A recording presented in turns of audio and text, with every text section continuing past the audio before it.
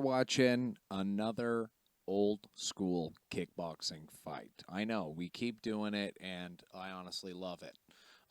Like I've always done before, I have not watched these fights before. We're reviewing them live together and just kind of getting into the nitty-gritty of it, kind of breaking down all of those cool little techniques that maybe we don't see when it's happening too quick, and then just kind of slowing it down and checking out what we just saw. Anyways, I'm rambling. Yes, we are going to watch an Andrew Tate versus Daniel Hughes IKF title fight.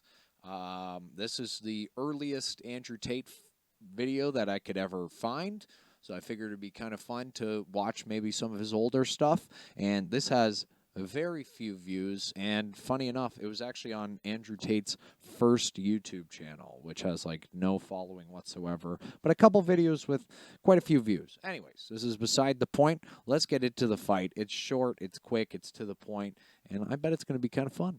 Let's see it. Oh. Okay. I just don't want to turn it down. It's a hell of a walkout. Man, let's crank that down a bit.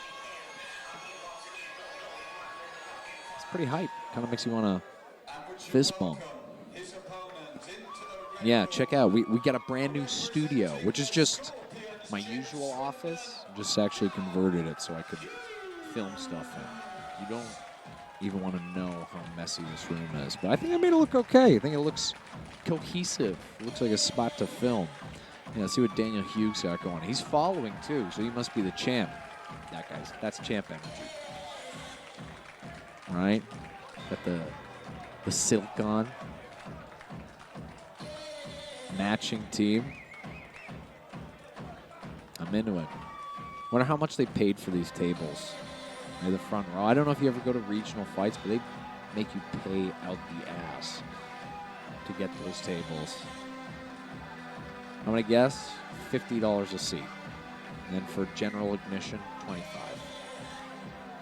I'd hope. That'd be reasonable. Ladies and gentlemen, this is the main event of the evening. Main event. 2-minute rounds of action for the vacant British light cruiserweight title. What's even vacant? I don't know. It's big energy to come out to a vacant title. Representing the Storm Gym Luton, Andrew Tates. All right, let's see what goes down. And his opponent in the red corner. Always love the karate pants, the kickboxing pants.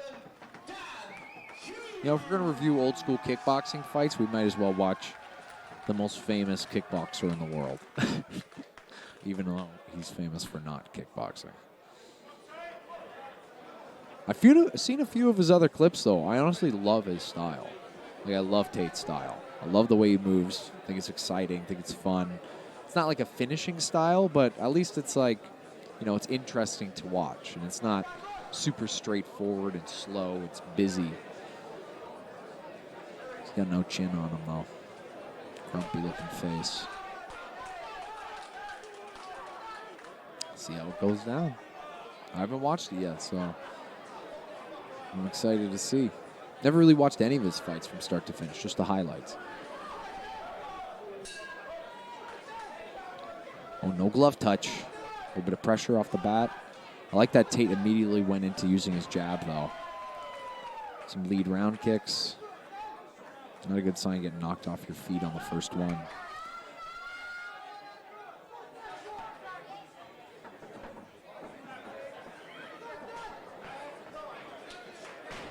Now, these are both British guys, so usually we watch a lot of Canadian and American fighters. So I'm curious if we're going to see many differences between stylistically. Obviously, this purple pants, Matt Hughes, got more of a boxing, pressuring style. He hasn't really thrown any kicks yet at all. But Tate, he's just moving away and trying to pop up that lead round kick to the side of the head. He's looking patient, though, I can say that much. Yeah, he's very patient. He's setting up his shots. He's blitzing, getting out. Good frame, head control, working head and body. Yeah, hurt him already. That can't be the end. Oh, he's hurt. I think it was the body shot. We're going to watch it again in slow motion, but I just want to play it through once. I know this is a short fight. Tate's good with the jab. And I like that he works levels. Right? He's hitting head, body, head, uppercut. Like clean. Really, really clean and dynamic. It's not like, yeah, that's it. Yeah, I figured as much. I doubt we're going to get a slow-mo replay of this. Maybe we will. Let's just keep playing it through and see what happens. Hey, you earned that. He was clearly better. There's no doubt. Not much to say. Just clean use of his boxing. Attacked a bunch of different levels. That guy was just trying to bull rush and pressure him. Matt Hughes there. Mark Hughes, what was his name again? Daniel Hughes. Whoops. I can fuck that one up. Let's get that. Any replays? Nope, no replays. Okay. Let's slow it down ourselves. Like we always do. 480p, that's all we get. Makes sense. Slow it down. Let's flick back. God, no. Right. 1-2, crashing 1-2. Classic sort of kickboxing, karate style. See, what I like about that, the first moment, he goes jab, cross, but he's floating in with the cross. A lot of the time, kickboxers will use that cross where they allow their back leg to sort of float up with it to set up a high kick, where it'll kind of flow in unison with that punch. But he's using it for another reason, is to allow himself to step forward and kind of continue his chase. So you see that back foot floating forward, and he times it with his opposite hand. That's very classic sort of karate blitzing technique, right? That opposite foot steps up. It's called a contralateral movement if you want to be technical about it, right? It's almost like how we would walk, the way our arms would swing with our steps. It's the exact same concept here. His right foot stepping forward, and he's popping out his left straight. Yeah, and he lands it. And then once again, continues the shift back into his original stance, keeping the pressure on, touching with the jab, hook to the body, right, short left uppercut, and taking an angle right away, not to give his opponent the ability to counter out for that. So all in all, just kind of the quickest breakdown of like what we just saw right there. A lot of like very small technical pieces and intelligent fighting, strategic fighting. He's not drawn into a brawl. He hit his punches. He used some good footwork and classic sort of karate kickboxing technique and took an angle afterwards. So can't take that away from him. One for the red pill boys. Yeah, and a lead high kick. I love those snappy lead high kicks, right? No setup. You just kind of pop it up there. See, and that was cool too. All right, we get that. Missing the jab. And what's his name? Not Parisian. Maybe. Anyways, doesn't matter. A lot of the time, kickboxers will almost intentionally miss a jab, right? He missed this, and it didn't look intentional, but regardless, he missed it to Daniel Hughes' duck. But he used that as an opportunity to get into a bit of a collar tie or clinch, right? And control his head just for a moment, right? In that half plumb to feed him with the right uppercut. Really good technique, actually, and good quick thinking. All right, so that's beyond strategy. That's like good natural technique, right? Digging, see, it was that right body shot. Look at that cross, right? He leans over, kind of bounce to his side on the cross, right? Finds that moment and watch this right uppercut. Boom. That is clean shovel hook right under the ribs. So, right, he's a smart fighter. And this is very early on in his career. And he looks good. I don't think the other guy's like at all up to his level. But, hey, he's still throwing back. All right, digs the other side. Right, and then hits him with the short uppercut on the way down. It's pretty darn good. I'm impressed.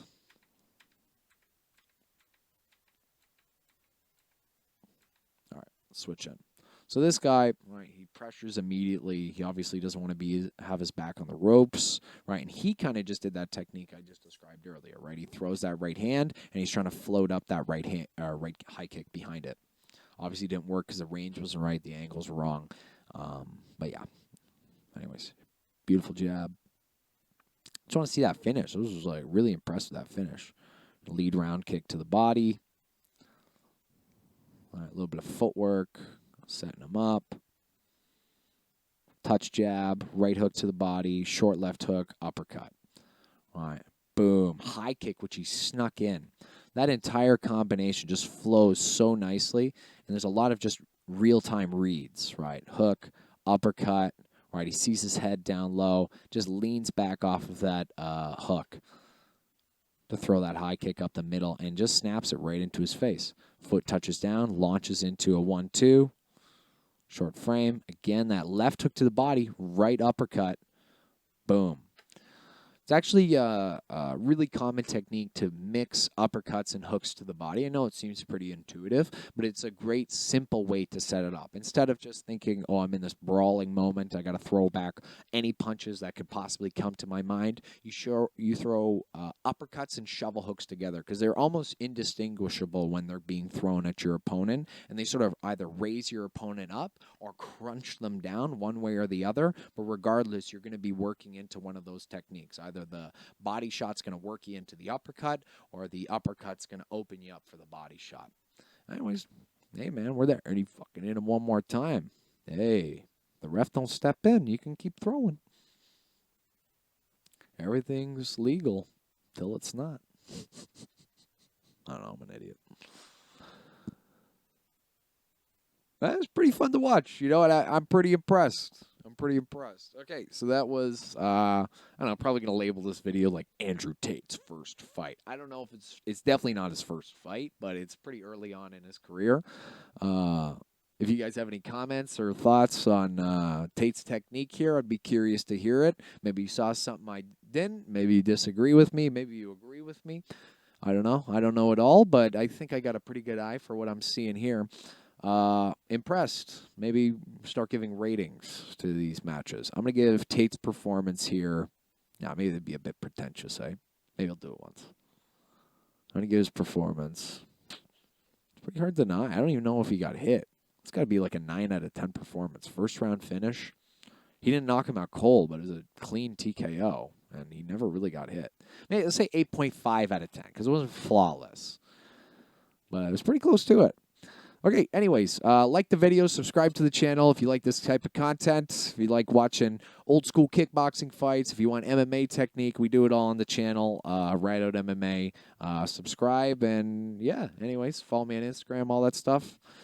Thanks for watching. See you next time.